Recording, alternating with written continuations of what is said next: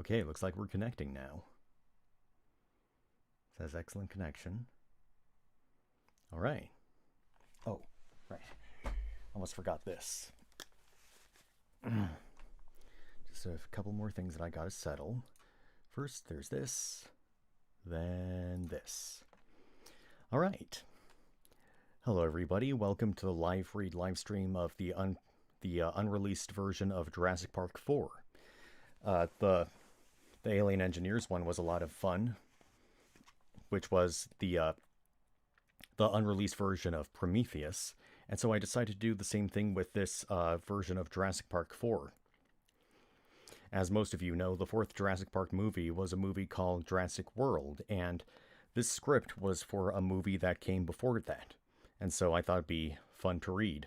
I started reading this a few years ago, but I never got around to finishing it, so I barely remember what happens exactly, so if my voices for the characters are a little inconsistent, then please, I humbly ask you to bear with me. So let's see, you got me in the corner right here on the upper left hand side. You've got the comments right there. Just bear with me for a second. Let's see. Hang on a second.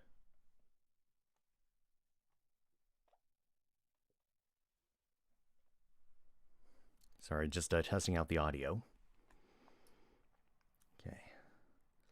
Hopefully I can see the comments on this side, because as you can see on the bottom right there, that's my name right there, and the comments usually appear, I think, on the top over here, but I could be wrong. But I have the same kind of I have the same kind of setup that I did with the last live stream. You know, me in the corner right here, comments over here, and the script down here. That way everyone can read along as I read it. So I hope everyone has been having a good week so far, and I hope a lot of you have been getting vaccinated, because, COVID-19 is no joke. It's claimed a lot of lives, and this vaccine is beneficial to everybody involved. And you see, these vaccinations are a means of helping people, your loved ones, your friends, your fellow human beings. And, well, if you don't, it just makes me a little sad. So hopefully, you get a vaccination as soon as you can.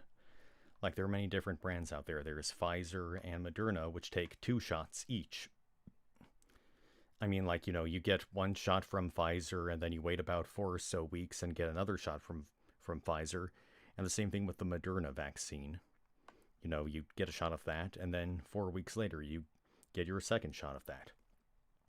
But now there's the Johnson & Johnson vaccine, in which you just need 1 shot. And, you don't have to worry about anything else. But, yeah, preserving life is precious when it comes to the vaccine. And speaking of life, life finds a way is a common saying that was in the original Jurassic Park movie. It kind of goes back to what Dr. Ian Malcolm said about chaos theory, the whole life finds a way sort of thing. As many of you know, in the original Jurassic Park, the idea was to make a theme park that had dinosaurs in it. Ian Malcolm, along with a bunch of other scientists that were at the park, said that, it basically wasn't a good idea to do that, because there are a lot of unforeseen factors which could cause a lot of problems, and boy, did problems happen. Like, one of the people there, a guy named Nedry, he was sent by another company to receive some dinosaur embryos from the lab on Jurassic Park. On Isla Neblar, I believe it's called, the island in which Jurassic Park is located. And so Nedry got all these embryos and hid them in a bottle of shaving cream. And so he was on his way out, and, he had the shaving cream with him. He was in a Jeep, but unfortunately he was killed by a dinosaur, and the shaving cream, fake shaving cream containing the embryos inside was forever lost. I'm just doing a few refreshers just to get everybody up to speed when it comes to the story of Jurassic Park.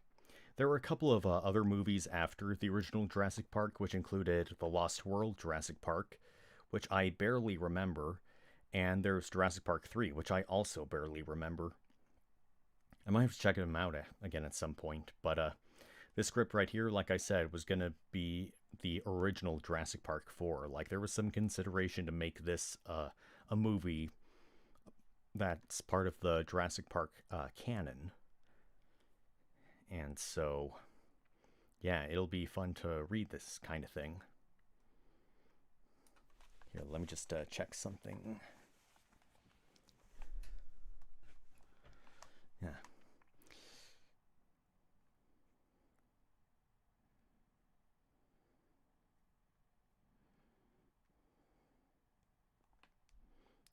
Oh yeah, I should probably mute this thing so that any kind of notifications or text messages don't pop up and interrupt me.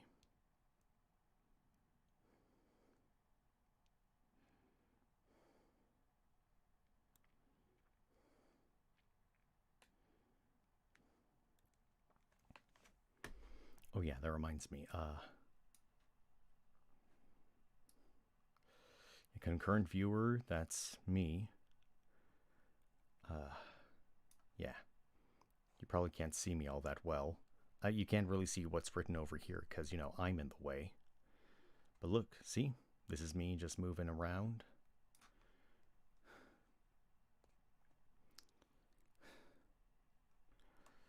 I'm just talking about all this kind of stuff because, you know, I do this kind of stuff to kill time until some other people show up for the live stream. So in the meantime, I talk about things like the history of Jurassic Park and, you know, how it's affected me as a child. Because when I was a child, dinosaurs were a huge thing that I was into, along with my brother was into it as well. And so, you know, when there was a movie about dinosaurs, you know, it kind of blew our minds. And so I've always had a special place in my heart for Jurassic Park. As for the Jurassic World movies that came out, I think they're okay. They're not great, but I am looking forward to the third Jurassic World movie. I like to cosplay as Chris Pratt's character from the movie, Owen Grady. Yeah, that's his name, Owen Grady.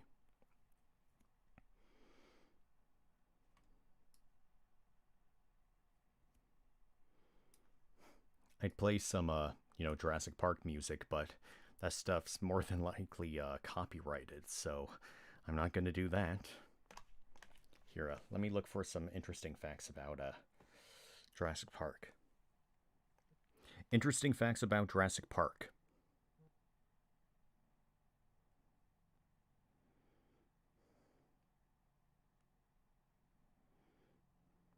Oh yeah, 20 things you might not have... Okay, from mentalfloss.com. 20 things you might not know about Jurassic Park. Let's see. 1. Spielberg, as in Steven Spielberg, found out about Jurassic Park while working on ER. ER is a medical drama that was released in the 90s, and apparently he found out about Jurassic Park when working on that show. Here's what it says. When director Steven Spielberg and author Michael Crichton were working on a screenplay that would eventually become the television series ER, Spielberg asked the writer about the plans for his next book. Crichton told him about Jurassic Park, and Spielberg immediately tapped Universal to buy the film rights in May 1990, before the book was even published. He was so excited that he began storyboarding scenes from the book, even though there was no screenplay written yet. Okay. Fact number 2, Jurassic Park almost took a backseat to Schindler's List. Ooh, wow, Schindler's List, that's a very important movie. Anyway, though excited about Jurassic Park, Spielberg wanted to direct his dream project, Schindler's List, first. But MCA/Universal president Sin Sheinberg would only greenlight Spielberg's Holocaust film if the director agreed to make his dinosaur picture first. Both films were released in 1993. Jurassic Park in June, and Schindler's List at the end of the year. Chip Kid is behind that iconic logo. You know the logo, the one with the red picture and the black Tyrannosaurus skeleton and the word Jurassic Park in front of that symbol right there. Most books that lead to movies end up taking the film's poster as their cover art. But for Jurassic Park, it was the other way around. The iconic logo on the poster was adapted from designer Chip Kidd's T-Rex skeleton drawing used for the original novel. Okay, here's another one. A King Kong ride inspired Spielberg's original plan for building the dinosaurs. The logistics of Spielberg's original plans to bring the dinosaurs to life were inspired by the Universal Studios' King Kong Encounter ride. Disney Imagineer Bob Gurr designed Kong as a full-sized animatronic with an inflatable balloon-like skin surrounding a wire frame. Unfortunately, the plans to build all of Jurassic Park's dinosaurs as similarly full-size animatronics proved too costly. Number 5. In order to pull off the dinosaurs, Spielberg had to get creative. Because the dinosaurs couldn't be life-size animatronic recreations, Spielberg had to think a little differently, so he assembled a group of special effects legends to create his vision for Jurassic Park. Stan Winston and his team, which created the exoskeleton from the Terminator, would build and operate the live-action dinosaur robots. Some creations, including the T-Rex, were full dinosaurs, but most were just the upper half, including the head and torso of certain dinosaurs, while others were just the bottom half, including the legs and claws. Here's footage of the 7.5-foot-tall Brachiosaurus puppet, which included just the head and neck. I'm not going to show that because it might get copyright striked. Michael Lantieri, special effects supervisor on Indiana Jones and the Last Crusade, and the two Back to the Future sequels, would supervise the interactive elements on set. For instance, in the final scene when the CGI T-Rex throws a CGI raptor into a practical T-Rex skeleton, Lantieri was responsible for making sure the skeleton reacted in a realistic manner to the yet-to-be-included CGI elements.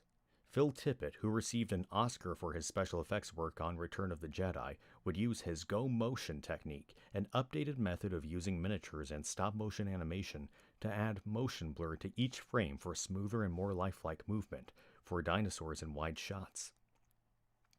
Finally, Dennis Muren, who previously supervised special effects on the Star Wars films and Spielberg classics like E.T. and Indiana Jones and the Temple of Doom, would lead the effects team at Industrial Light and Magic in seamlessly combining all of the effects elements in post-production.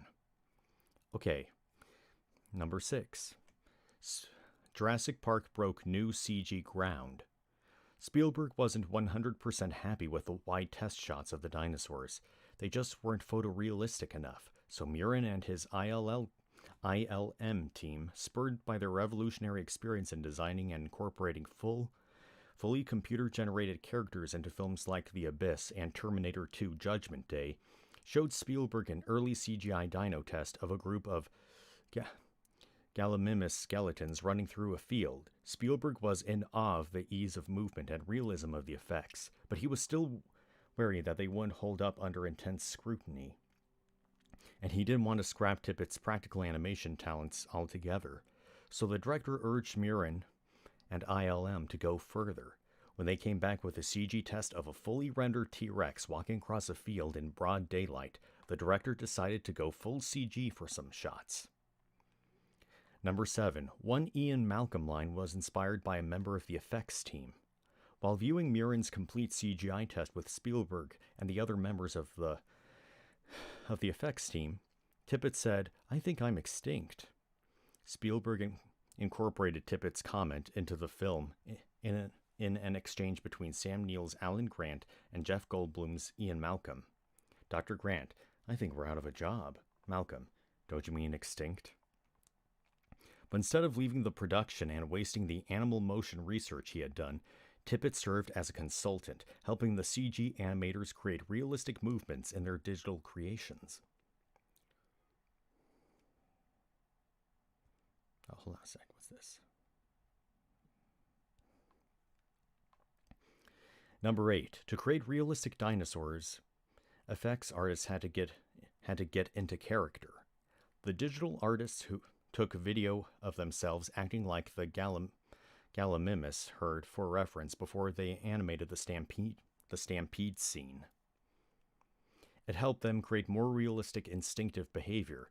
Meanwhile, Stan Winston's crew built raptor suits and got into them.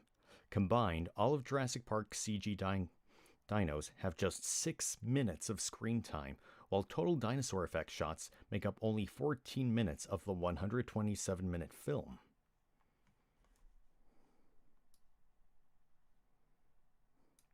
Here, I'll be right back, guy. Let me put this up.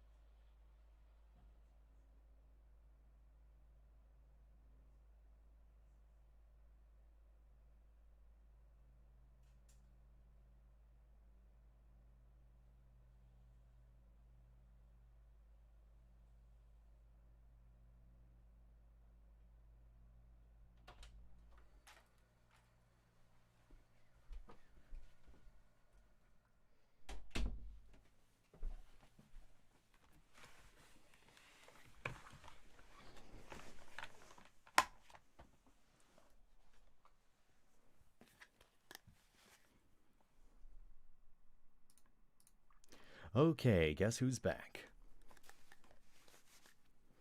Well, I think we've waited long enough. So, how's about we all just dive right into the script? Hold on, let me bring that up. Bring this up. Bring this up. Okay, that's much better. Oh, gotta get rid of this too. Oh, sorry for tapping the mic. I didn't mean to do that. Anyway. Let's get this adventure rolling, shall we?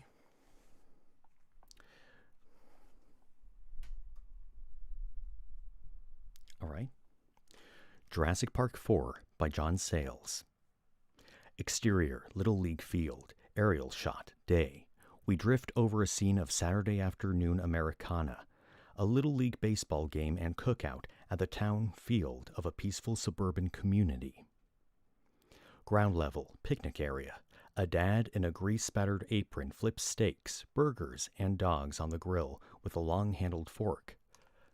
Dogs as in hot dogs, not like canine dogs. Anyway. Parking lot, yappy dog.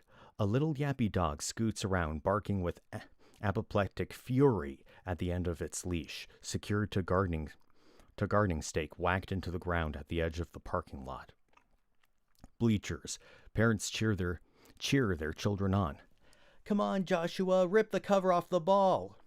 Buckle down, fellas, on your toes out there. Joshua's mother sits with little Rebecca, no more than 2 or 3 years old, standing on the bleacher seats beside her, and her bespectacled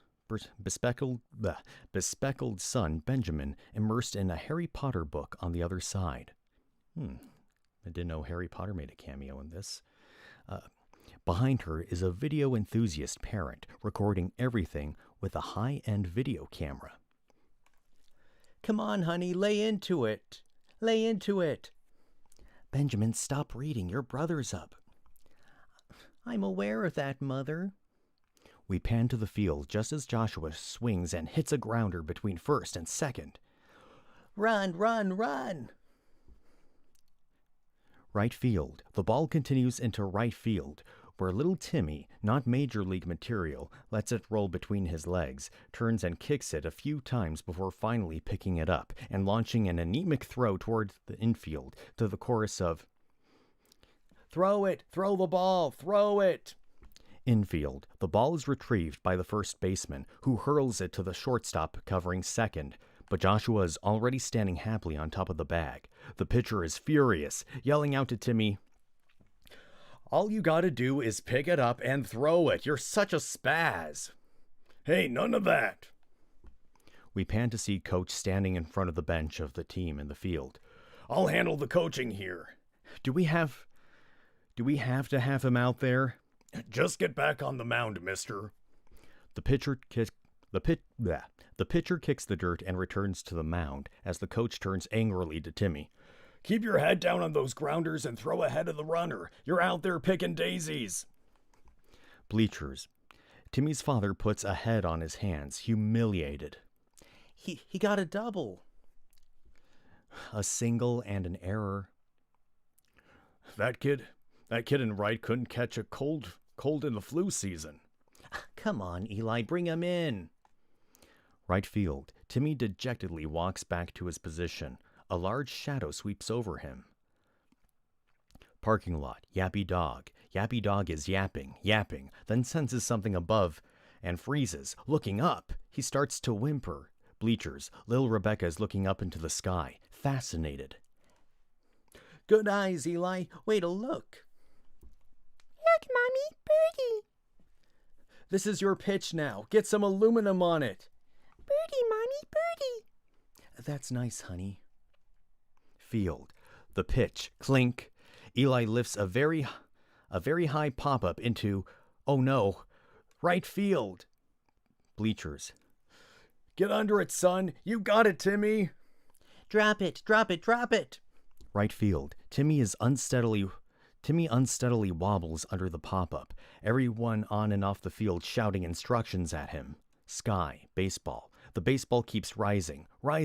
Whoosh! A huge black pterosaur swoops out of the heights and snatches the ball in its razor-toothed bill, then wings away with powerful strokes. Timmy, frozen in amazement, gloves still ready for the ball that won't be coming down, for him to drop. Bleachers. The spectators are stunned, speechless, gaping at the sky. Little Rebecca giggles. "Big birdie."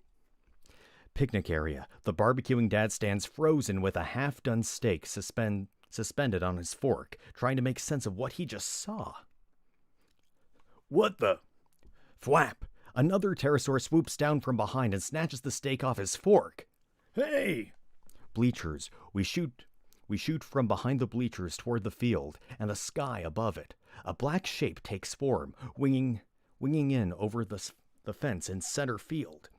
Reverse. The spectators are standing up, concerned. "Look, up in the sky. It's some sort of pterosaur. It's some sort of pterosaur, Mother.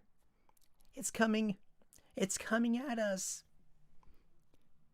Joshua's mother grabs little Rebecca and ducks with all the spectators as the pterosaur buzzes the bleachers, squawking with menace. Only the video enthusiast and Benjamin remain standing. "There's a whole flock of them." "There's a whole flock of them." Though flock might not be the right word. Joshua's mother grabs his arm and yanks him down, turns screaming to the field. "Joshua, run, run!" Field. It looks like a WW1 dog. It looks like a World War I dogfight over the infield. A half-dozen pterosaurs wheeling and swooping, squawking hellaciously. The little leaguers scrambling in all directions. Joshua begins to run down the base path toward the third, a pterosaur flapping after him. As he rounds third, the beast makes a lunge, narrowly missing the boy with its talons. Joshua sprints toward home plate and his mother in the bleachers beyond, the pterosaur wheeling and pursuing. Joshua's mother, standing with her daughter in arms now, screaming out, "Run, Joshua, run! Slide!" Joshua. Just as the pterosaur makes another snatch for him, Joshua slides under its grasp, and across home plate, the pterosaur streaks past, busting partially through the nylon mesh of the backstop, squawking and struggling as it becomes entangled. Parking lot, aerial shot. We swoop down from above at the no longer yapping yappy dog. The dog whimpers, takes a hard run, thunk, and pulls the stake clear out of the ground, scampering away with it, trailing behind till thwack! The swooping pterosaur scoops it up and swallows it, flapping away with the leash and stake dangling from its bill. Picnic area. Family members running every which way as they are dive-bombed by pterosaurs. A pterosaur crouches on a blanket, on the ground, wolfing down the abandoned picnic food. Barbecue Dad fends one flying menace off with his long fork, then dives under a picnic table for refuge. Field. General panic on the field. The pitcher has been standing petrified on the mound throughout, too scared to run or even lie down. His father is starting out to him from the sidelines, much impeded by swooping, squawking pterosaurs. "Just stay right there, Alex. I'm coming for you." But a pterosaur does a stuka dive over the backdrop and flap, grabs the boy by the shoulders, lifting him away. "No!" The flying beast flaps hard, trying to get some altitude, lugging the pitcher only a few feet off the ground as it heads straight toward Timmy in the right field. Timmy's father is running out toward him, aluminum baseball bat in hand. "Grab him, Timmy! Grab him!" Timmy pulls his glove off, estimates, then jumps just as the pterosaur is starting to lift off. Grabbing the pitcher's legs with both arms, the extra weight pulls the beast down, close enough to the ground that whap, whap, whap. Timmy's father can start whomping it with the bat. The pterosaur lets the pitcher go, he and Timmy tumbling to the ground, then flaps away, croaking a distress call. The pitcher's father and Timmy's father help the boys up. "Nice grab, son. Way to use your head." The video enthusiast steps past them, pointing his camera to the sky. "I think they're leaving." We pan to see what he's taping. A phalanx of pterosaurs winging away together. Infield, we track through freaked out little leaguers and their freaked out parents, trying to comfort them, till we reach home plate where Joshua's mother is on her knees hugging Joshua as little Rebecca and Benjamin stand by.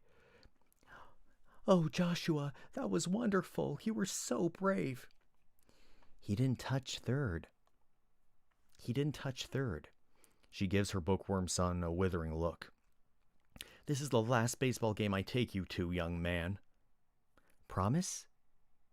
Backstop. The thoroughly enmeshed pterosaur caught in the backstop netting screams in frustration. Interior, beach bar, day, CU television screen.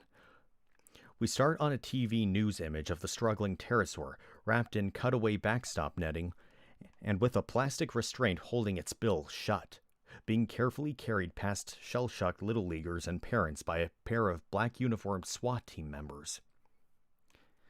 The attack, the first occurring within U.S. territory, left several people badly shaken, but resulted in no serious injuries. We switched to handheld home video footage shot by the enthusiasts at the game, swooping pterosaurs, screaming humans.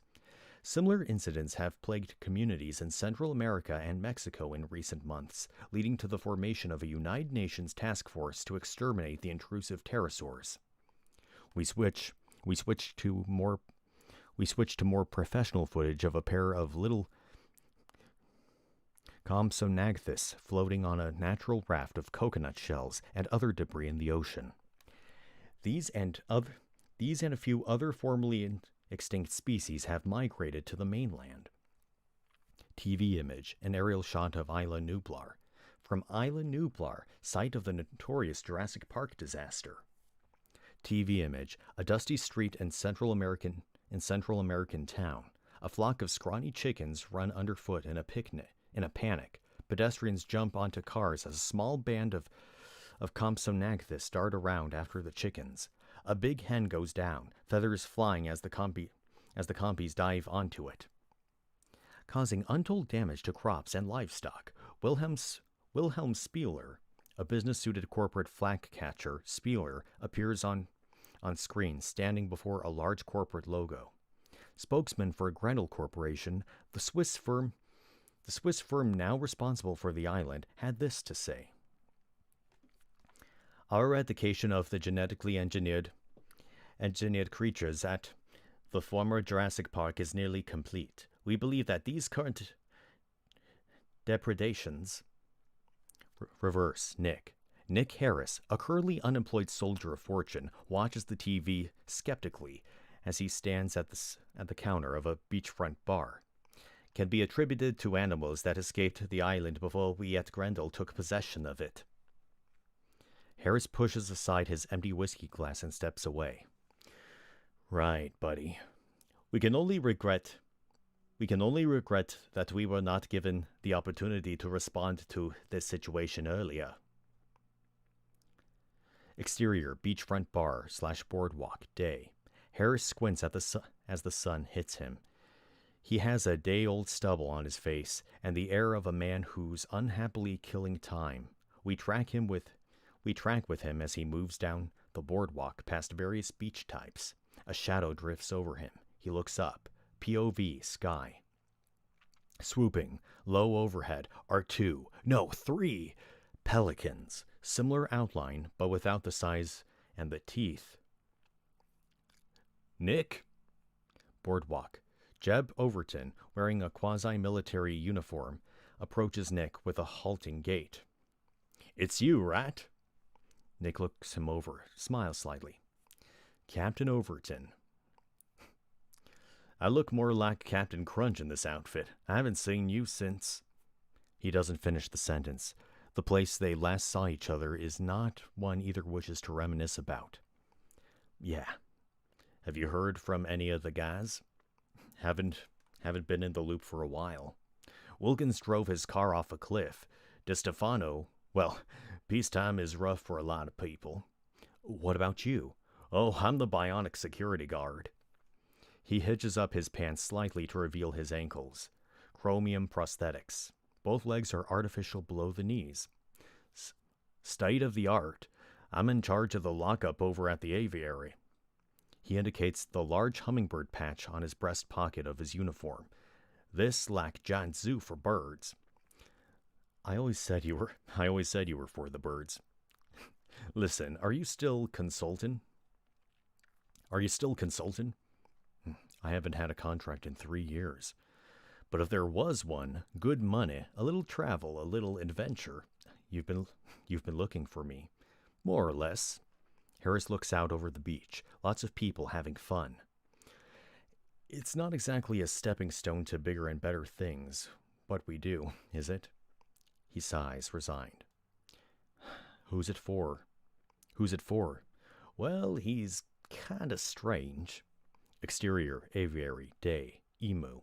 An emu faces us in threat posture, the big flightless bird making a deep thumping noise as it vibrates its massive chest. They can get rather territorial in captivity.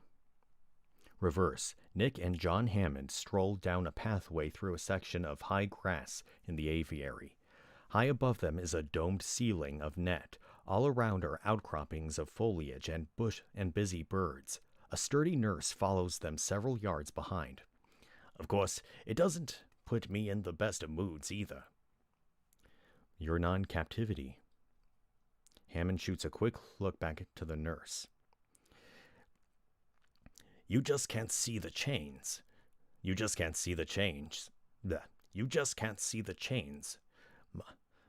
My late heir managed to get me declared incompetent. My minders are bribed to spy upon me from my enemies. You have enemies? Did you know that I am the most sued person in the history of the world? It's in the Guinness Book. You could look it up. Prominent law schools devote entire semesters to my malfeasance. Regulatory statutes bear my name. Not the legacy I had in mind when I started out, but a legacy nonetheless. They pass some beautiful roseate spoonbills wading through a shallow pond. We look back at our lives and we try to tally the things we are proud of against the regrets. Do you have any regrets, Mr. Harris? More than a few. At the moment, my greatest regret, other than having spawned the careers of thousands of tort lawyers, is having put an evil into the world that may become permanent, an evil that must be eliminated before it spirals out of control. Your dinosaurs. Yes, my dinosaurs. How much do you know about them? Most of them have been wiped out. A couple species have been making a nuisance of themselves. Whenever a new organism, especially a predator with no natural enemies, is introduced into an ecosystem, the result is disastrous. Pest control isn't in my line. I'm not proposing you run about with a butterfly net, Mr. Harris. The most effective weapon against any species is its own behavior. Particularly its reproductive behavior. Take a population of any wild animal and introduce a number of highly aggressive but reproductively neutered individuals within it. A Judas strain, so to speak. Cuts down on the birth rate. Who better to locate our errant creatures than their almost identical kin? Why not give them diseases, too? Viruses mutate faster than lawsuits, I'm afraid. Too much risk they'd begin to affect other species, but a large influx of young, aggressive, sterile, but sexually attractive females. Sounds like a college boy's dream. And the only solution, I believe, to our present crisis. Sounds good to me. But not to the United Nations. They've laughed off my proposals, outlawed not only the creation of any new dinosaurs, sterile or not, but also prohibited the worldwide mining, sale, or possession of amber. No little mosquitoes trapped in tree sap. No little mosquitoes trapped in tree sap means no basic genetic material to work with. But even if you had these genes, you couldn't. Among the people on the board of this aviary, funded through a trust I set up before my legal difficulties began, are some of the finest genetic scientists in the world. People who would be happy to risk implementing my plan if a source of the vital DNA could be located. Something tells me you found one. I didn't find it. I left it behind. A former employee of mine, a Mr. Nedry. Interior, Jurassic Park Laboratory. Flashback. We can see Nedry opening a safety vault disguised as an aerosol can and sticking pilfer tubes of dinosaur embryo into it. At the behest of one of my more unscrupulous competitors, conspired to steal a large quantity of genetic material, enough to engender at least 40 species from our laboratory at the park. It was his misfortune, however. Exterior, road, island, Nublar, rainy night, flashback. Nedry's vehicle slides out of control into the torrential downpour, leaving the road and coming to rest, stuck in the muck. To attempt this clandestine transaction during a period of severe technical malfunction at the facility. Exterior, jungle, night, flashback. Nedry faces off with a large, curious Chlamydosaurus sputori, spitting frilled lizard or spitter. Its frills pop up, and it hawks a throatful of nasty black stuff into Nedry's face. We were forced to abandon the island before his exact fate. Nedry runs back into his vehicle, but the spitter leaps in after him, thrashing, blood, or that of the material he had stolen could be determined. We pan to the abandoned aerosol can, swept away by a rivulet of rainwater and quickly covered with muck. Exterior, aviary, day, present. Songbirds flit about in the branches all around them as they approach the rustic-built snack bar. But the people who took over the island... Grendel International. If they had found it, they wouldn't be constantly pressuring me to reveal its whereabouts. I have good reason to believe they might be the people who engaged Nedry in this betrayal. Why would they want dinosaur genes? I shudder to think. Hammond looks over the menu hanging above the snack bar counter. Major Overton tells me you're an expert in covert operations. I was trained as a Navy SEAL. I've been involved in missions in and out of uniform. We know the sector Nedry was in when he disappeared. The stolen material seems to have been hidden in an aerosol can of some sort. Deodorant. It wasn't deodorant, it was shaving cream. Given the state of Nedry's personal hygiene, I doubt it. We can provide you with a map. Oh, I see. So the deodorant thing was just a guess of Nick's. We can provide you with a map. There aren't any dinosaurs left on the island. Grendel International claim to have restored equilibrium. They maintain a small security force there to discourage trespassers. So I go there and I steal this. Reclaim. I bring you this can of DNA back to you. Captain Overton will be your contact. Hammond scribbles a number on a snack bar order pad, flashes it to Nick, all the time wary of the approaching nurse. We see lots of zeros. You will be amply rewarded for your risk, of course, with a generous bonus if you succeed. So? Nick considers, nods, resigned. I've done worse for less. Excellent! Now, would you care for a sundae?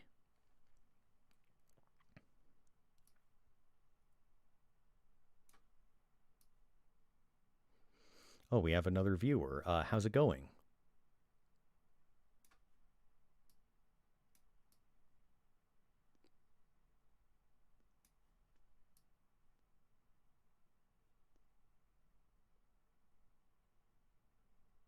Here, just bear with me for a second. I need to fix something. Oh, yes, this works much better. Kind of, yeah.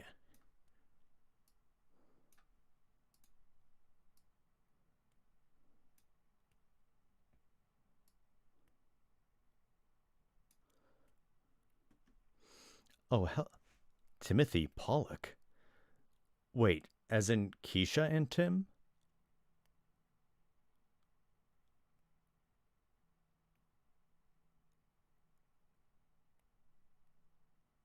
Is that really you, dude?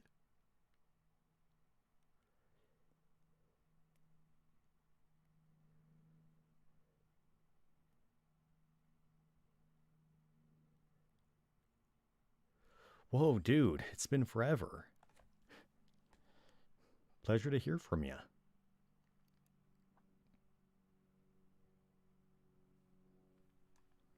I'm very happy right now.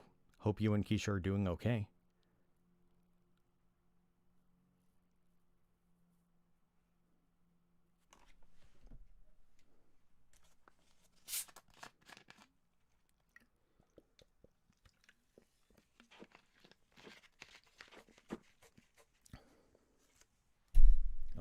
Oh, sorry. Not sure you heard that, but I accidentally hit the boom arm that's holding my mic. Not sure if that came across on in the audio, but we'll see. Let's see. Doing great. Just reading this unreleased version of Jurassic Park 4 for everyone to enjoy.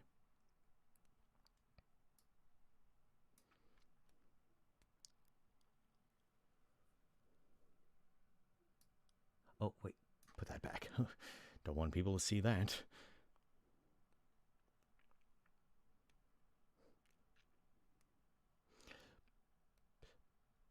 But I take it you saw my notification on social media, and now here you are. Kind of hard to scroll right now. What is with this? Okay, there we go.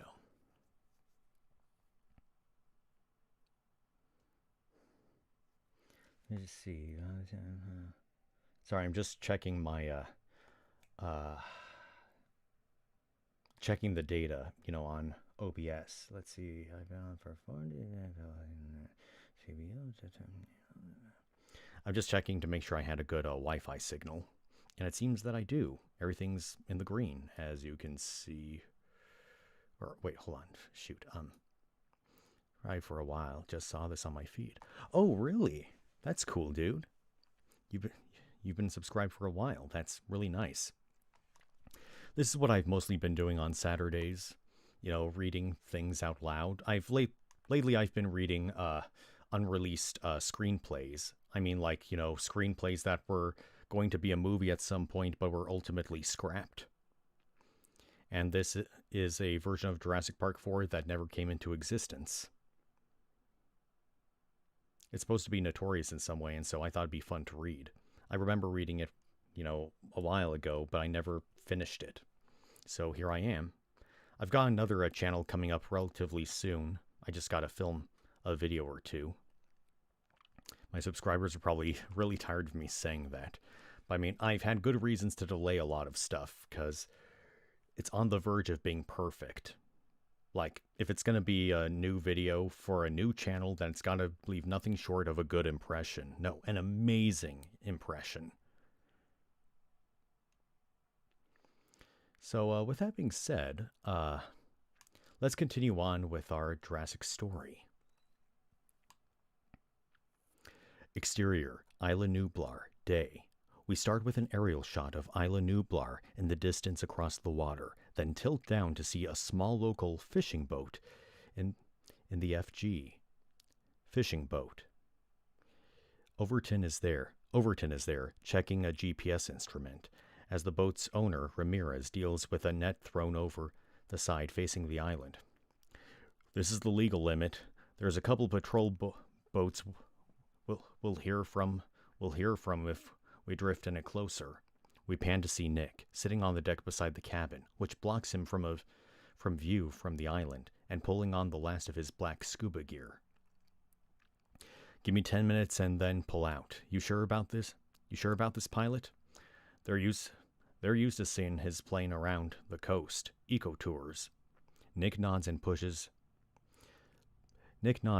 a camouflaged raft full of supplies overboard, clipping a nylon line attached to it to the back of his belt. Ramirez comes over to watch as Nick lowers his mask and sits backwards on the gunwale. Buena suerte, senor. Nick nods, falls backward into the water, and disappears. They watch the raft begin to pull away. Ramirez crosses himself. Que Dios le proteja. I probably butchered that pronunciation so bad. Exterior, beach, Isla Nublar. The beach looks inviting. Gentle waves, strip of white sand, a fringe of palm trees, little crabs scuttling along the fallen coconuts. Suddenly, Nick sits up in the surf, quickly pulling off his flippers and mask and hustling across the sand to the shelter of the palms, dragging the supply raft behind him. Palms, very precise, very Mission Impossible. Nick strips off the wetsuit, opens the raft supply compartment, boots on, backpack, GPS unit, and laminated map on a lanyard over his neck. Then the weapons, automatic combat shotgun, small pack rifle with silencer, 50 caliber pistol in one holster, and cell phone in the other. Nick crouches, sticks a homing device, as yet unarmed, into the sand at the edge of the tree line. He trots off into the jungle. Exterior, jungle, path, day. Nick moves quickly down an extremely overgrown pathway, passing oddly canted lampposts and torn, rusted sections of metal fencing.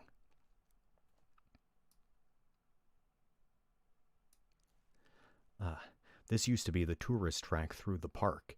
He stops abruptly, listens, the usual Tarzan movie jungle sounds, nothing you couldn't hear on vacation. He checks his GPS, then trots away. We hold, then tilt up the nearby lamppost to see a surveillance camera mounted near the top, swiveling to follow Nick's movement. Jungle. We shoot from ground level as Nick approaches from some distance, vaulting over a hole at the base of a gnarly rooted tree. We hold the hole for a moment. A large black four-fingered reptile hand emerges, claws gripping the earth. Clearing.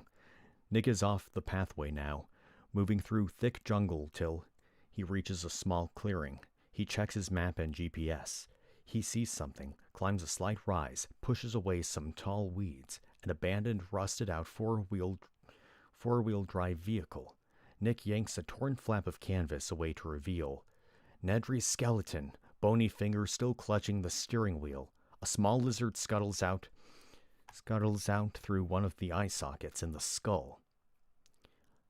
Looks like you dropped a few pounds. He rapidly searches the interior of the vehicle. Seats, floor, glove compartment, nothing but a flashlight and a lot of old candy wrappers. He steps away, surveying the ground around him. Backpack. The backpack thumps to the ground. Nick unzips it and pulls out pieces of a disassembled metal detector. An animal scream from back in the trees. Nick listens. Quiet again. He glances at his watch, begins to assemble the metal detector. Ground, later. We see the metal detector disc sweeping over the ground. Wider. Nick, t-shirt soaked through with sweat, has set up a grid with wooden stakes and string. He is working a section several yards down from the vehicle, at the edge of a shallow little stream. He pauses, wipes sweat off his forehead. On a whim, he reaches the detector arm over the string and passes the disc over a little mud bar in the center of the stream. The machine crackles. Nick drops the detector and jumps into the stream, digging furiously at the mud bar with his hands. He stops, feeling something, then pulls up a muck-covered Barbasol can. Nick kneels, washes the can off in the stream, then pulls out his cell phone and punches a number. Yo, objective secured. Proceed with extraction. I'll fire up the Homer. He pulls a remote control from his vest, pushes in a red button. Exterior, beach, homing device. A blinking red light flicks on, the device beeping softly. Exterior, jungle, day. Nick moves quickly but cautiously through thick jungle, passing by a few of the big root holes.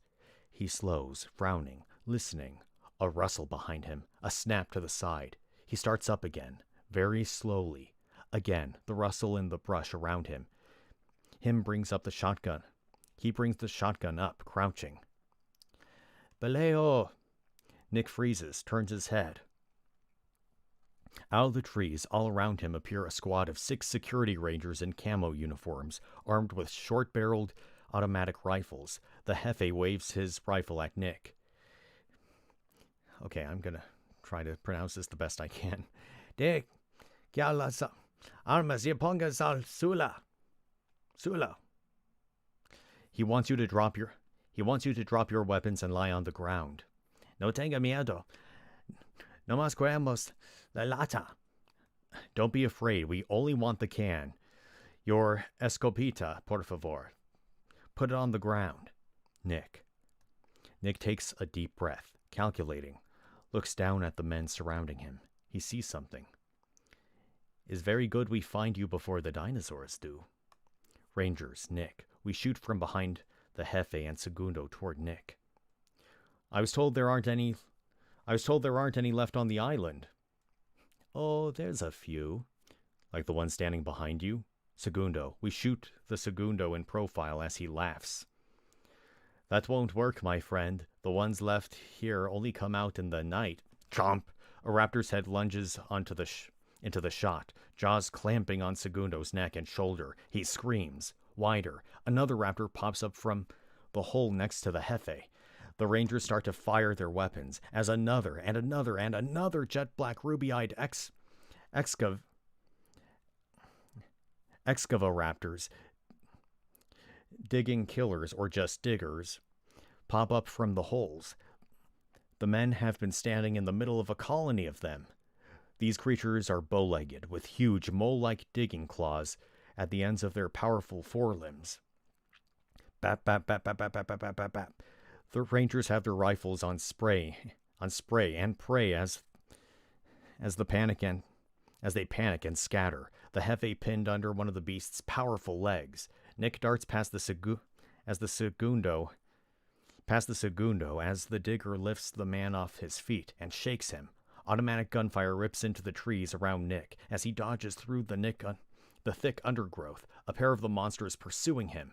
Nick zigzags between the tree trunks, hurdles roots and fallen logs, while the bigger diggers, don't know why that's so hard to say, bigger diggers.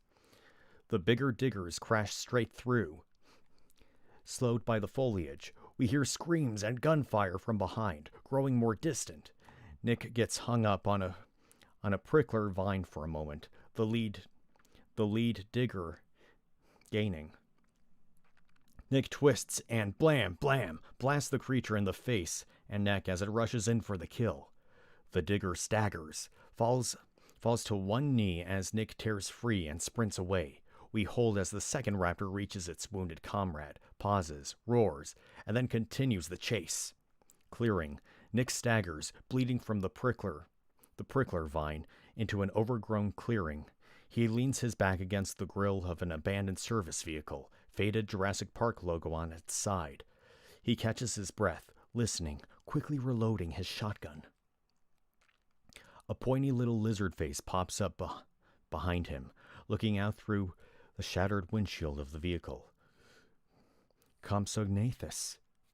It is joined by another, and several more. One squeaks, Nick stiffens, then whirls. Blam! He fires just as a dozen of the little carnivores stream out of the window at him. The ones that aren't blown back into the vehicle by the blast, leaping onto his face, shoulders, chest, arms, squeaking excitedly. Nick spins, swatting and snatching, compies flying off him, then sprints for the nearby building. We hold on his abandoned shotgun lying on the ground. Interior building. We shoot through a half-broken window as Nick sprints toward us.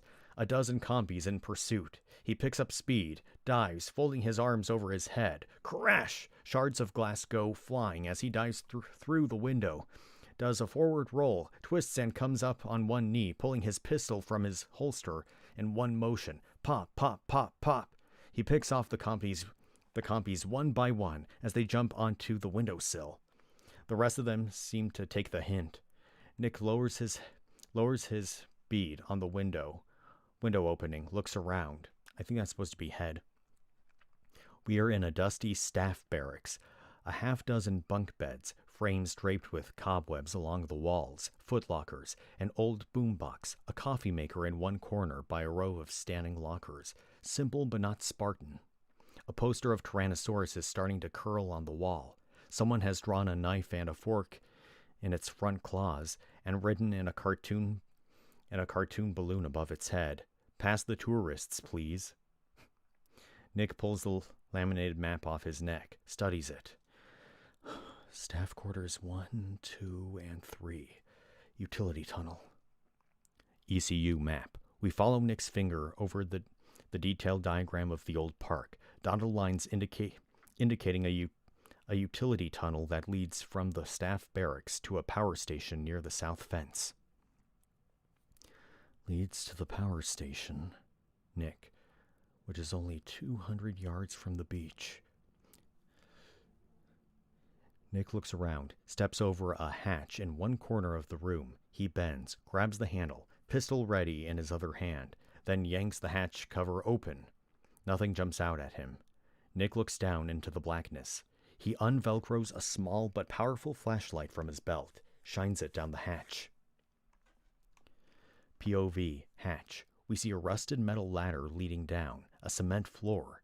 Nick considers the tunnel, looks back to the window. 3 compies stand ready on the windowsill, watching.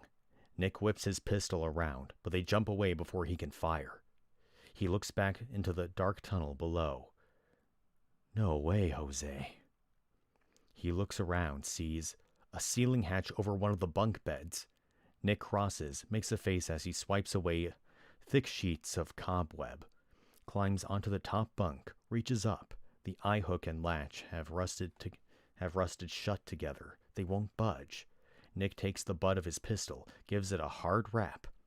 The hatch falls open, and the top half of a half-eaten dead man drops through. Nick shouts in surprise, leaping backwards off the bed and sprawling onto the floor, whipping his pistol up ready to shoot. The body is a security ranger who has been gnawed on pretty bad, maybe a week old. Nick lowers his pistol, breathes deeply, trying to get his heartbeat under control. Wham! The digger crashes through the front door and tumbles across the room, sliding on the floor and knocking the coffee maker and standing lockers down on top of itself. Nick is trapped in the corner. The digger scrambles to its feet, roars, lunges. Nick pulls the bunk bed down over himself as a shield, crouching. Thunk! The raptor's leg goes right through the deteriorated mattress and springs, claws just missing Nick's throat. He scrambles out as the beast writhes to free itself, makes it to the tunnel hatch, and starts down the ladder, grabbing the handle on the underside of the cover. Ladder, Nick's feet. Crack! The rusted metal rungs give way, snapping. Nick falling but able to yank the hatch cover. Thunk, thump. Nick hits the tunnel floor and the hatch cover falls shut, throwing us into blackness. Krang! Raptor claws punch through the hatch cover, then yank away, tearing away the thin metal. Three stripes of daylight appear to illuminate Nick below, getting to his feet. Krang! The raptor tears at the hatch cover again. Nick flicks the flashlight back on, trots into the dark, high-ceiling tunnel ahead. Exterior, Island Nublar. Exterior, Island Coast. Sky. We see through the palms to a small pontoon plane approaching over the sea. Interior, cockpit, control panel, homing screen. A jerry-rigged homing screen clipped to the control panel has a blinking red light, lined up with the central crosshairs. Reverse, pilot. The pilot, a hippie-looking character in a deadhead shirt named Darwin, scans the beach. "You're supposed to be here, dude." Beach. We watch as the plane slows and comes in for a water landing, tracking to meet it as it taxis up to the surf line. Darwin cuts the engine, hops out and into the water, wrestling the little plane around it so it's pointing out to sea, muttering all the while. "This gig is gnarly without even being late, man. This gig is gnarly enough without being late, man. Security guards, spy gear, probably some kind of psychosaurus still running around the island." He runs in line from a U-bolt under the tail assembly to a thick root sticking up from a half-buried driftwood stump, glancing at his watch. "I give you 10 minutes and then I'm history." Interior, utility tunnel. Nick is trotting along the utility tunnel, pipes and wires overhead. So far, so good. He stops at a fork in the tunnel, shines the light on his map. There's no fork on the damn map." Ronk! The roar of the digger echoes down the tunnel behind him. No time for eeny, meeny, miny, mo. Nick runs right. Crunch, crunch, crunch. Something underfoot. Nick swings the light down. Eggshells, big ones, dozens of them, all over the floor. Terrific. It's the nursery. Ronk! Another echoing roar sends Nick running again. We hold and watch him trot away. Something, in silhouette, drops from the pipes above and follows. Low angle, Nick, trotting past us as his light fades, a pair of yellow reptile eyes right in front of us pop open. Nick. We track behind Nick as he rushes along. Up ahead we can see a single shaft of sunlight angling down, the light at the end of the tunnel. Closer, closer. Nick points the flashlight beam ahead to see 3 spitters standing between him and the exit ladder. The one closest hisses, its frilled mantle popping up in display. Nick whirls around, shines the light. Here come 4 more spitters, and behind them, the digger closing in. Nick turns. Pop, pop, pop, pop. The spitters back up a bit, but don't run as Nick opens fire on them. He clenches the pistol in his mouth, jumps, and grabs onto the pipes above, swinging forward hand to hand, bring his knees up to his chest as the spitters jump up and snap beneath him, teeth just inches away. One of the spitters scrambles up the exit ladder ahead, turns, blam, blam. Nick fires, hanging by one arm for a moment. The spitter falls and Nick drops the pistol, swings forward and hooks the top of the ladder with a foot. Exterior, park grounds, back fence. Nick crawls out of the tunnel opening, runs. A spitter pops up right behind him, looks around, then is yanked back into the hatchway by its tail. Snarling, chomping noises. Then the digger powers its way out of the opening, sniffs once, and heads after Nick. Fence. Nick looks at the 12-foot-high fence above him, back at the charging raptor. He slips his backpack off, tries to squeeze through a very narrow opening that some that some short animal has torn at the base of the fence. He gets hung up, squirms, and slips through just as wham! The digger smashes into the fence headfirst, trying to grab him. Nick springs to his feet, sees that the backpack is just on the far side of the fence, the Barbasol can visible in a webbing pocket. The digger starts to dig furiously at the base of the fence, huge clods of dirt flying behind him. Nick runs parallel to the fence, slapping it with his hand. "Come on, you stupid lizard, come and get me! Come on, knucklehead!" The raptor leaves his digging and begins to run parallel on the other side, catching up with Nick. "That's it, Einstein. Follow the nice man. Nick puts on the brakes as he sees ahead. 20 yards further down, a whole section of fence has fallen. The raptor sees it too. They look at each other. "See you on the beach." Nick sprints back toward the original hole and his backpack. The raptor takes another step after him, thinks, then turns to race for the open section. Fence, backpack. Nick races back, thrusts his arm through the hole, and grabs the backpack, yanks it through and runs for the trees, pulling the Barbasol can free and discarding the backpack. Beach. Darwin is looking at his watch. Well, you're just in time to be too late, my man. I'm out of here." "Hey!" We pan with Darwin's look to see Nick break out of the tree line onto the sand a couple hundred yards away, sprinting toward him. "Start it up!" Darwin hurries out onto a pontoon and climbs into the cockpit. "No problem, dude." He hits the ignition and the engine coughs into action, the prop spinning, picking up revs. "Lift anchor and we're airborne. Hronk." He swivels to see the digger bust out of the trees, not more than 30 yards away. Nick pulls up short, the monster between him and the plane.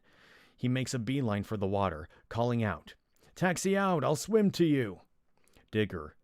The raptor takes a look at Nick, already splashing into the surf, then at the big, noisy thing at the water's edge.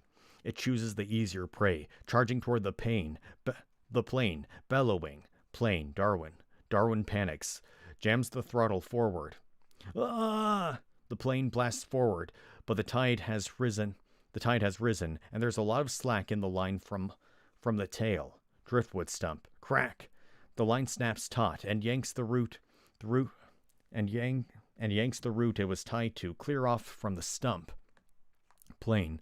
The plane picks up speed, the big driftwood root skittering in its wake. Closer. Driftwood root. The wood skips and splashes on the surface like a dropped water skiing handle. Just as it hops past the camera, there is a sudden rising in the water beside us. Was that the crown of an enormous wedge-shaped reptile head, or are we just seeing things? We pan to see as the plane lifts off. Digger. Thigh deep in the surf, it bellows in frustration as the plane buzzes away. Nick is swimming out to sea for all he's worth. He looks back to the shore. Unless that thing can do the Australian crawl, he's made it. He treads the water, waves to the sky. "Come back, it's all clear." We pan to the sky, and yes, the plane is banking, turning, coming back and dropping toward the surface. "Easy, buddy, easy. No sweat now." Plane. The plane steadies, pontoon skimming the water's surface. Driftwood rot. The hunk of wood skittering along again, till, whoosh, chomp! A Kronosaurus, gigantic sea monster that it is, shoots its 8-foot-long head and snatches the trolling bait in its powerful jaws. Crack! The line snaps taut and rips the whole tail section of the plane off. Cockpit. Darwin. Darwin instinctively yanks back on the joystick, trying to pull up. Whoa! Nick watches, shocked, as the plane pulls up but can't hold its yaw with the tail gone. It spirals, heading back straight at Nick, arcing toward the water. Closer. Nick takes a breath and goes under. Underwater. Nick tries to get deeper. As the shape of the plane passes close overhead, we hear a muffled, watery crash. Surface. Nick pops back up to the surface, looks around. We pan to see the plane sitting sideways in the water, 50 yards away, chunks of wing torn off and already floating. It settles upside down, the pontoon still on the surface, keeping it afloat. A beat. Darwin comes up sputtering, hauls himself onto one of the pontoons, and sits gasping for breath. He sees Nick swimming toward him, calls, "Hey man, what happened?" "I just saw your tail section come off." It never did that before. You got a phone?" "Yeah, a wet one." "Hey, those security dudes don't have like a submarine, do they?" We pan with his gaze. Something big and long is moving fast, just under the water's surface, straight at Darwin on the wrecked plane. Darwin is standing now, backing his toes away from the water. "'Cause unless that's Flipper, I'm..." Whoosh, snap, splash. The Chronosaurus breaks the surface, snatches Darwin in its jaws, half its enormous body clearing water, then smacking down into the water and diving, a huge serrated fluke slapping the surface as it disappears. Nick is stunned for a second, then looks to the shore. The digger is stalking the beach, watching him. Can't go back there. Nick begins to swim parallel to the shores, looking around for signs of the sea monster. He hears the chop of a helicopter, looks up. POV, helicopter. A gunship-style helicopter is racing across the water toward him, flying low over the water. A rescue ladder already being lowered. Nick begins to swim toward it. Aerial shot. We look from above at Nick swimming, then tilt to see the Chronosaurus's back and forehead break water as it surfaces to swim after him. Surface. On the first pass, the ladder swings just out of Nick's reach, going too fast. He sees the Chronosaurus now, raising its head and as it streaks toward him, opening its jaws. The helicopter banks and hovers. Nick grabs the ladder. He pulls himself up a few feet, shouts to the rescuers above him, "Take it up! Take it up!" Chronosaurus. We ride the back of the Chronosaurus as it powers toward Nick, who is still dinging temptingly only a few feet from the water's surface. We look over its massive, barnacled, horned head as it lunges up. Snap! Just missing the bottom of the ladder as the helicopter suddenly shoots up into the air. Interior. Helicopter. We shoot out the side bay, seeing the Chronosaurus and Isla Nublar receding in the distance. Strong arms appear to drag Nick in. He lies back on the floor, chest heaving. The man who leans over in his face is wearing the same Grendel Corporation security ranger uniform as the men on the island. "I hope you haven't forgotten our can, Mr. Harris." "Okay, see you later, Tim." Hold on a second.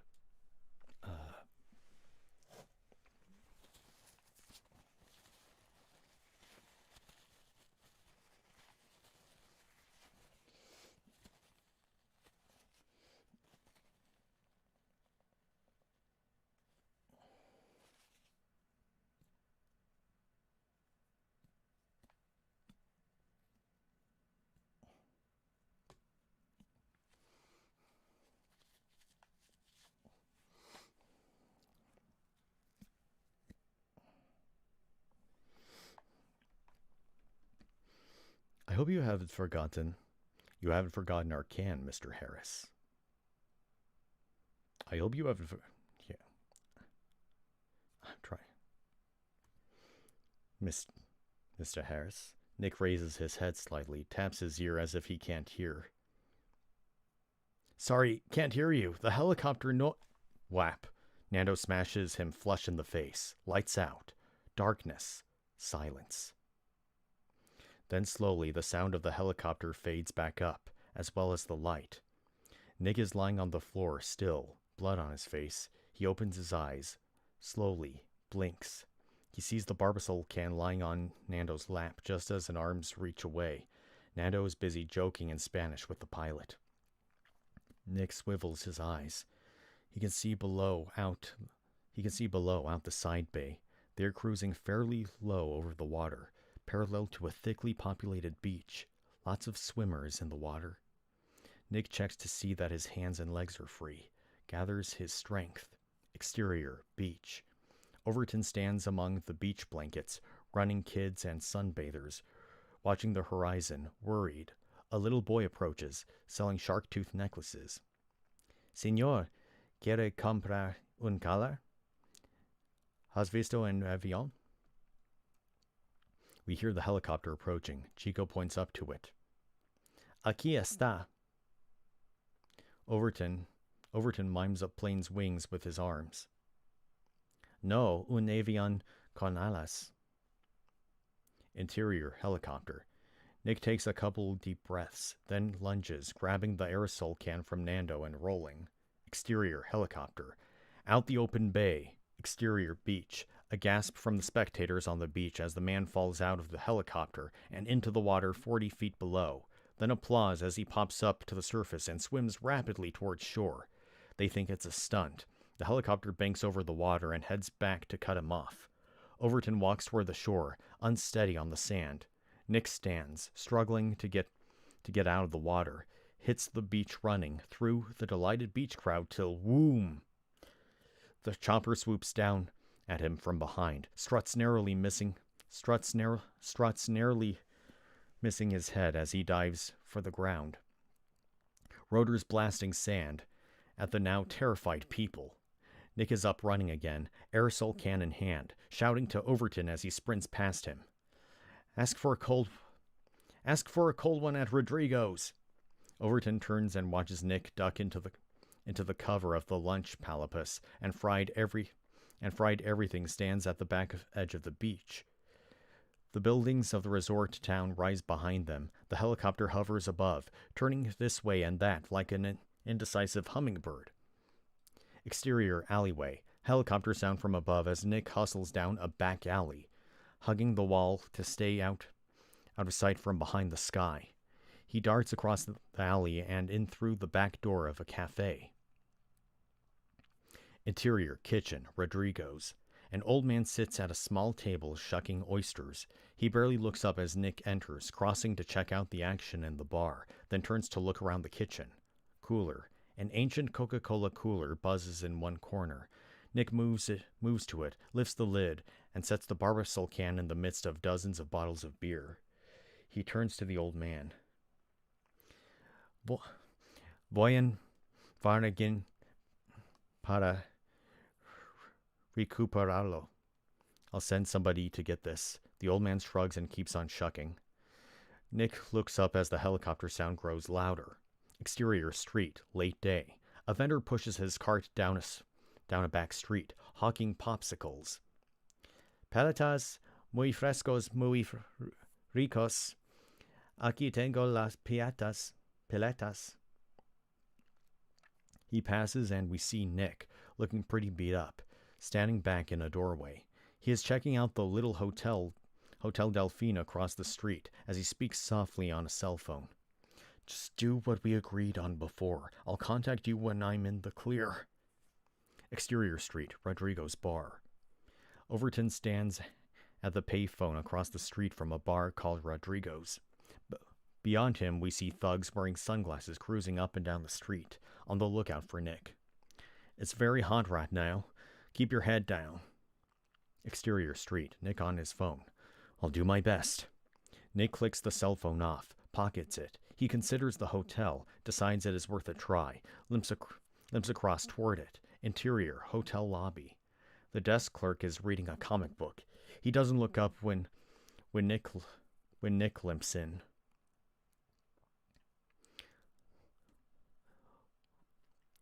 Joven ha sido algún pescadome? Esperadome en el cuarto? No, Mr. Harris, nobody been looking for you. Nick considers, reaches to take his key from its cubbyhole. Corridor.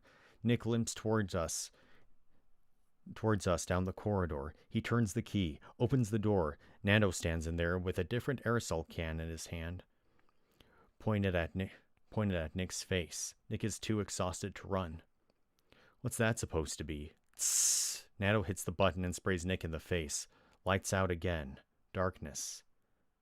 Silence. But this time as the light begins to fade up, it is with the sound of yodeling. Here, I'll be right back. I gotta use the restroom.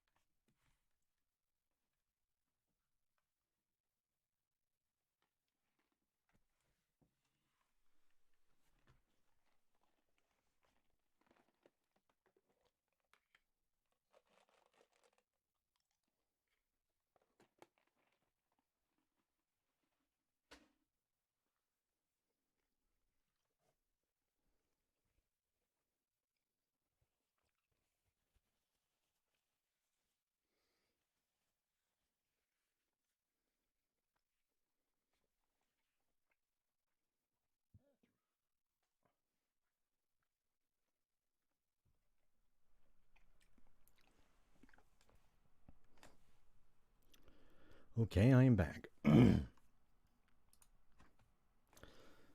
Now let's continue with our story, shall we?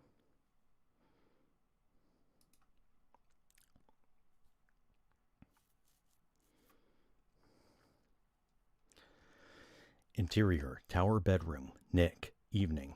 Nick wakes up in a cozy-looking bed in a round, stone-walled room. He looks around, confused. Yodeling? He sits up, barefoot, wearing clean pants and a t-shirt. He stands, steadies himself, a little woozy, then crosses immediately to the thick oaken door, tries it. Locked. He crosses to the opposite side of the room and sticks his head out of a tall rectangular opening. Exterior tower, evening. We see Nick's head pop out through the window of a stone tower at one corner of a medieval castle on the mountainside in the Swiss Alps. He looks right. On the opposite parapet are two yodelers in archaic lederhosen and plumed hats, giving their tonsils a workout for a crowd of tourists standing down on the other side of the moat. The yodelers finish.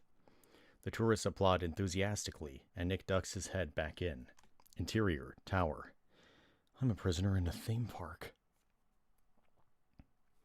He looks around. His suitcase is open on a stand, his jacket hanging in an armoire. Heraldic banners hang on the walls. There's a TV set and remote control. He picks up the remote, flicks the set on, begins to surf. French-speaking channels, German-speaking channels, Spanish, Italian. We're definitely in Europe here. He settles on a channel, playing a nature documentary about the dinosaur pests, the narrator with a plummy British accent. Compsognathus rarely exceed a full-grown pheasant in size. TV screen. We see a trio of compies making forays in to bite at a cornered, hissing raccoon. But though diminutive,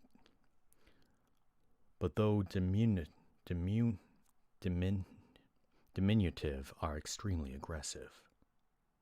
Nick. No kidding. He flicks the TV off. A booming knock at the door. It's locked. A key fumbling. Then the door opens to reveal a butler dressed in livery. He has a slight Swiss accent. They're ready for you downstairs, Mr. Harris. The butler steps away without closing the door. Nick considers.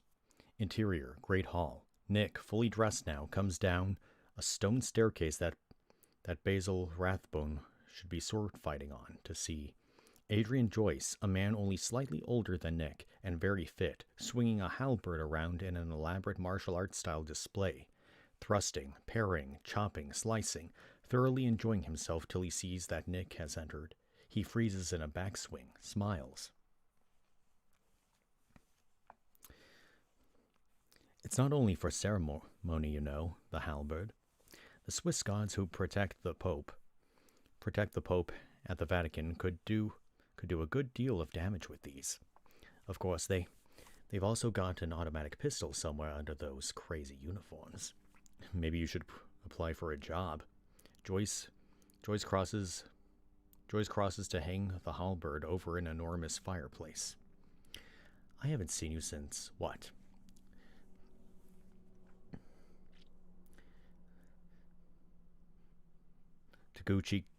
Tegucigalpa. I helped you get out of the country. To be deported from Honduras, what horror I must have perpetrated. Selling guns to the wrong people, as I recall. But they were the right people when I began the transaction. The political sands are ever shifting. He indicates the very huge great hall around them. Something the Swiss understand better than anyone. This castle was built in the late 15th century by a local warlord and self-styled baron seeking to isolate himself from the endless armed conflicts of Europe, and, if possible, to profit from them.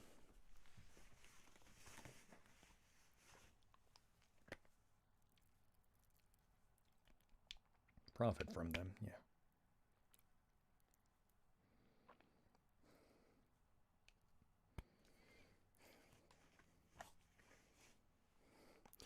Joyce indicates a huge tapestry hanging on the wall, portraying a bloody battle with horses, lances, swords, shields, and plenty of dead foot soldiers littering the battlefield.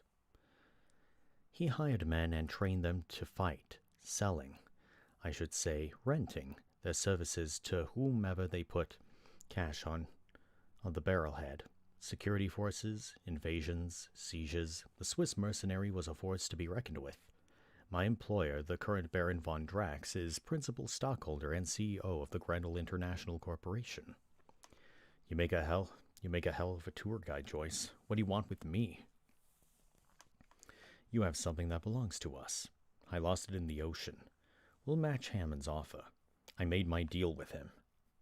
But you haven't delivered it, have you? Nick makes a quick assessment of his situation. It's somewhere safe. I'm happy to hear that, Nick. Joyce crosses to Nick.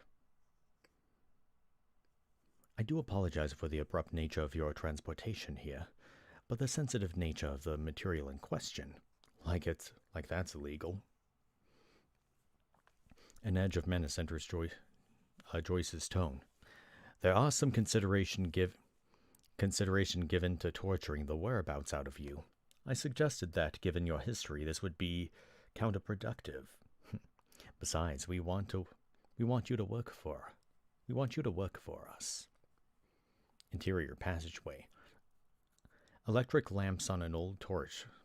Sconces light the way as Joyce leads Nick down a narrow passageway on another stone staircase. Grendel plans to use the material from Jurassic Park in much the same way as that envisioned by your Mr. Hammond, the United Nations. When the infestation of creatures begins to seriously inconvenience the First World, the United Nations will snap to attention. Previously rejected solutions, drastic as they may seem, will be reconsidered. Solutions we'd be able to offer for a price, naturally. And then there's a related project, the one we hope you'll become involved in. Nick slows as he hears a massive pounding ahead, like a pile driver rhythmically destroying a paved parking lot. Remodeling? That's what we tell the tourists. He unlatches a dungeon door in front of them, and they step into interior dungeon. They stand on the entry platform above a well-lit stone dungeon, a few old chains still bolted to the walls for effect. Below them, nearly filling the room, is a heavily plated ankylosaurus, repeatedly thrashing the bowling ball-sized bone protuberance at the end of its massive tail as a cudgel, knocking dents into the wall and sending rock dust flying. Nick, Joyce. Joyce tries to fit his words in between the rhythmic wham of the ankylosaurus's assault. A souvenir from a cleaned-up effort on Isle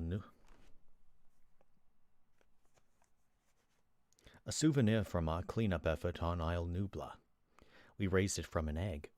From an embryo, to be precise. Sherman has appeared behind them. No. From an embryo to be precise. Sherman has appeared behind them. He is a young genetics whiz and sorely lacking in people skills.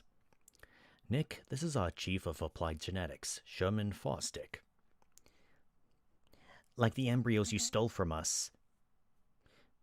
Maybe we should put him down with her for a while. Be polite, Sherman. We haven't even had our dinner yet. Joyce leads Nick away, whispering as they go. Too much Dungeons and Dragons, not enough socializing with the other children. Why bother having that thing if you're going to keep it shut up in a dungeon? Oh, one never knows when an ankylosaurus might come in handy. They have reached another metal-reinforced door. This one, however, opens with a swipe of Joyce's ID card. Come see the new wing. Interior, laboratory chamber. Nick and Joyce step into something out of a James Bond movie. A cavern hollowed out in the core of the mountain beneath the castle. Metal stairs leading down into a maze of brightly lit biological testing labs. The castle sits on an enormous cavern in the mountain. The original baron kept his wine down here. We've expanded a bit. They start down the stairs. The corporation paid for all this? We have several products that are doing very well at the moment. An insect-resistant rye grain, super strains of hops and barley.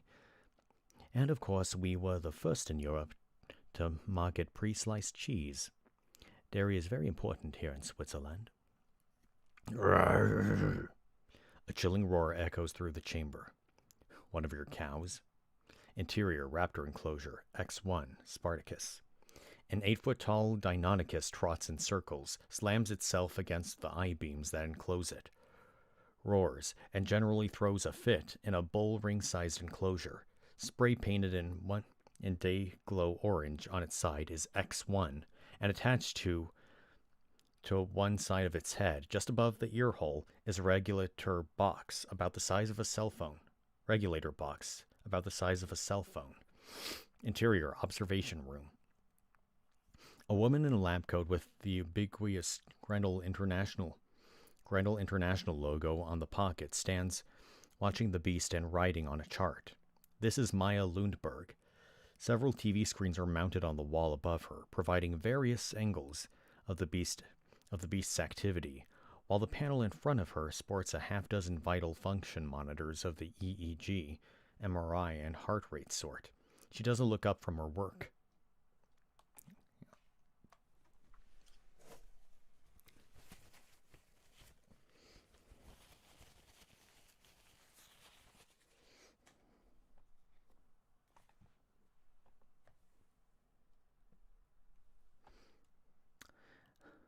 This is X1, our alpha male, not in the best of moods at the moment. If you keep them in captivity, you've got to accept a certain amount of neurotic behavior. Training, not captivity, please. Whatever. Maya Lundberg, our head of behavioral modification. Meet Mr. Harris. This gets Maya's attention. She turns to check Nick out. The trespasser? We all followed your progress on the island, sort of like an episode of Survivor. Nick steps up to the window and looks in at the raging beast. So this is what, like a mid-sized Tyrannosaurus? Deinonychus, terrible claw in Latin. Sherman.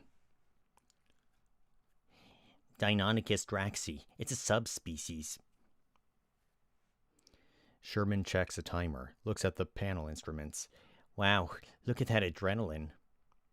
Oh, would you shut him down? He's going to hurt himself. X1 is too cagey to hurt himself, no matter how much we pump him up. Sherman steps up to a radio transmitter, punches the timer, turns a dial. Call out when the regulator formation goes blue. Maya is watching a brain scan image, which is rapidly changing from red to cooler colors. The Deinonychus begins to stagger a bit, appears confused. Look at that, and I'm only restricting acetylcholine.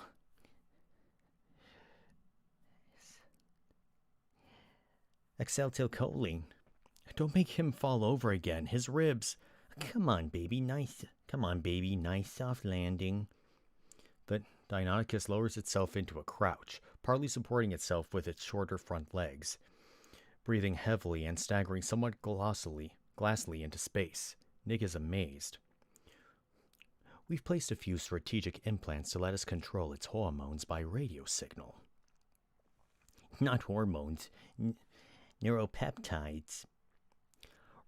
Right now, it's experiencing something like acute chronic fatigue syndrome. Before you came in, the parts of its gray matter controlling rage and aggressive behavior were stimulated. You remember the cockfights in Honduras. When a rooster gets mad, blood flows into its comb, responding to the adrenaline. But if the handler put the comb in his mouth and sucked blood into it, the rooster got mad before he even saw his opponent. Fortunately for us, reptiles have a very compartmentalized brain. Just like chickens, we don't get much spillover when we want to induce a specific emotion. For what purpose? Maya and Sherman look to Joyce. It's not their place to give out this information. Let's leave that for tomorrow. You must be exhausted. You traveled all the way from the Jurassic era to the 21st century. Maya steps forward and takes his hand. Mr. Harris, I look forward to working with you. Joyce takes a last look at the pacified X1. Nick surreptitiously glances down at his hand. Maya has palmed a torn corner of her behavior chart into it, on which she has written, Do not give them the embryos.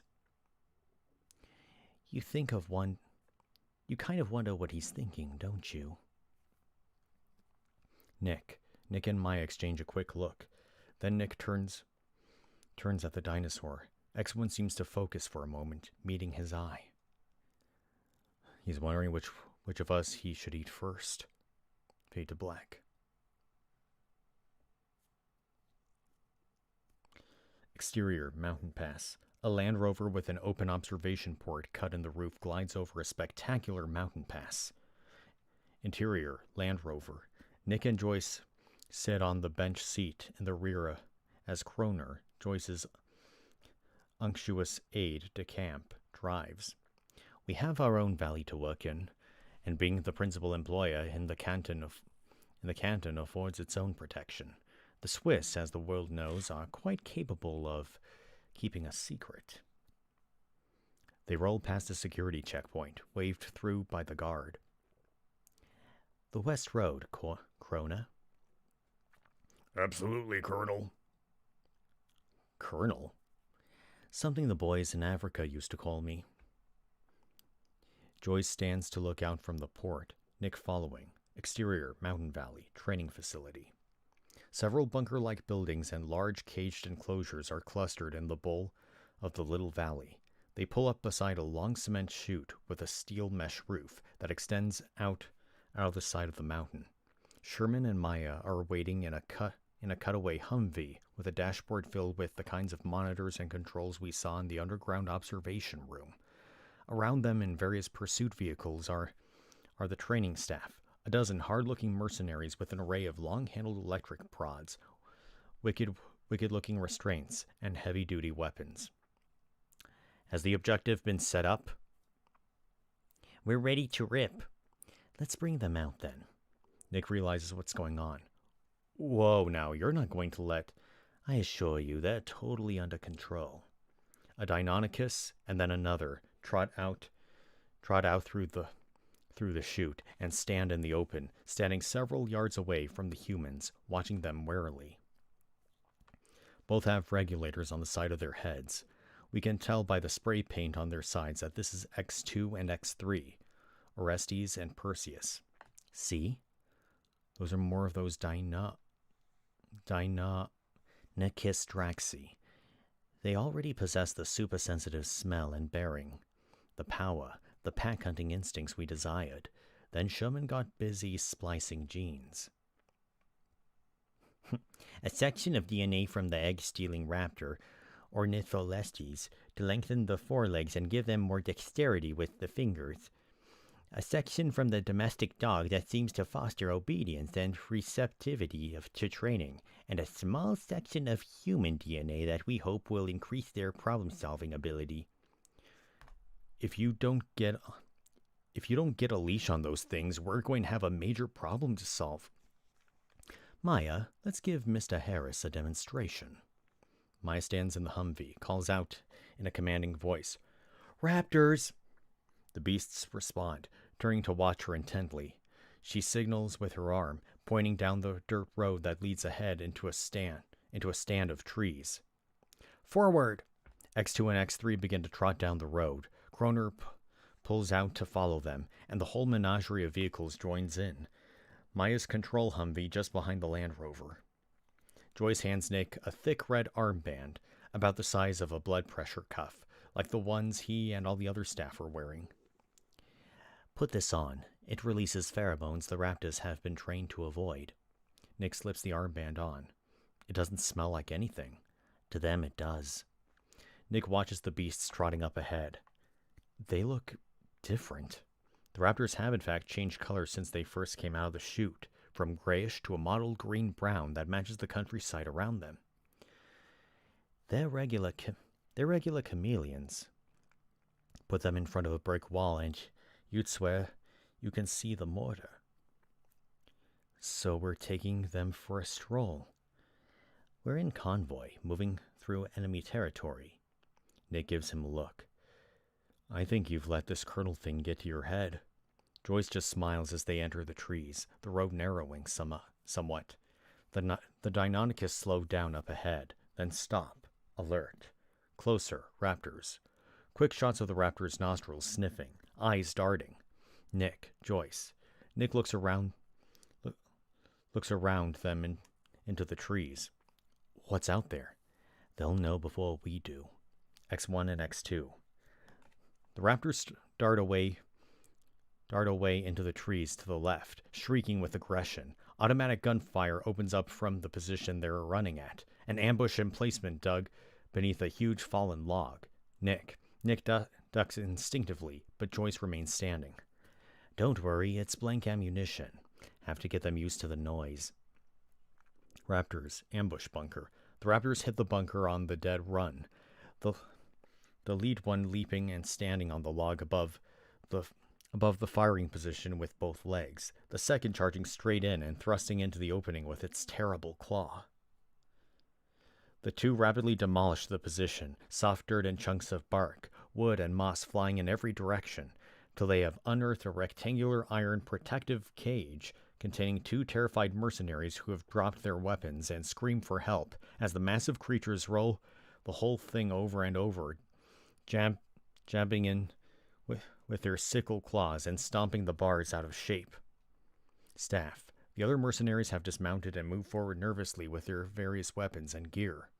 Shut them down, Sherman. Sherman is worried, watching his instrument panel. They're on full restraint already. Nick leaps out of the Land Rover, grabs the nastiest weapon he sees, something like an RPG launcher, from a mercenary, aims. Grab him! Mercenaries dive on Nick, wresting the grenade launcher from him and pinning him on the ground. The raptors are subdued as well, breathing heavily but sitting back on their haunches on either side of the battered protective cage. The men inside are equally battered but alive. Maya walks out to within a few yards of them, hands held before her. Easy, easy. Nick watches from the ground, amazed at her courage, or stupidity. Maya turns and calls to Sherman in the control vehicle. Give them a blast of serotonin as a reward. Sherman twists a dial. The raptor's eyes half close with bliss. All right, just a little get up and go. Sherman tweaks a different dial. Maya points back toward the chute. Raptors, home! Amazingly, the two monsters right themselves, and totally ignoring the cage, begin to move back toward the road and shoot. Let him up. The mercenaries warily let Nick go. He sits up, watches the Deinonychus pass. You almost got those men killed. On the contrary, we were just saved from a deadly ambush by our advanced scouts. The mercenaries remount their vehicles and begin to follow the Deinonychus back, while a pair of medics hurry to the cage.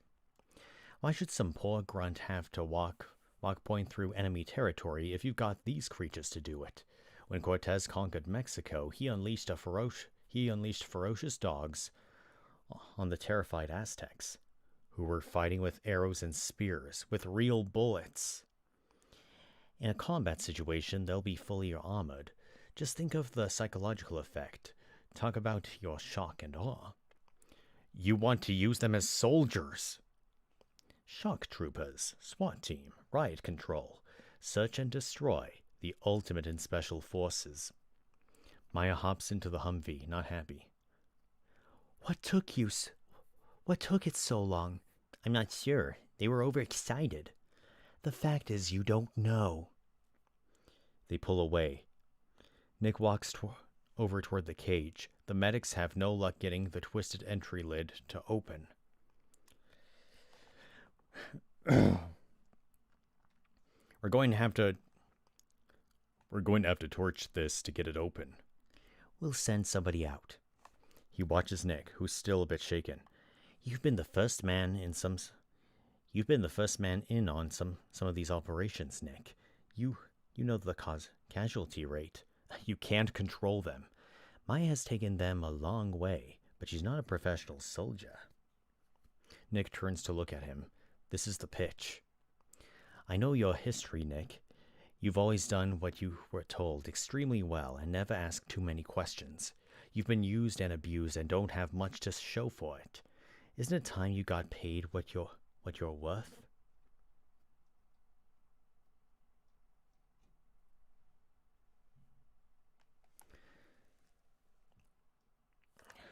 Okay, I'm actually starting to get a little tired, but we'll finish this. We'll see if we can finish this up next Saturday, okay? I want to thank everyone for attending this live stream, and this is pretty exciting so far, and I can't wait to read the rest. So this will hopefully happen. I'm betting this will continue this next Saturday, 4 p.m. same time, but if anything comes up, I'll obviously let you know. But again, I want to thank you all for attending this live stream of the unreleased Jurassic Park 4, and I look forward to reading more with you guys, okay?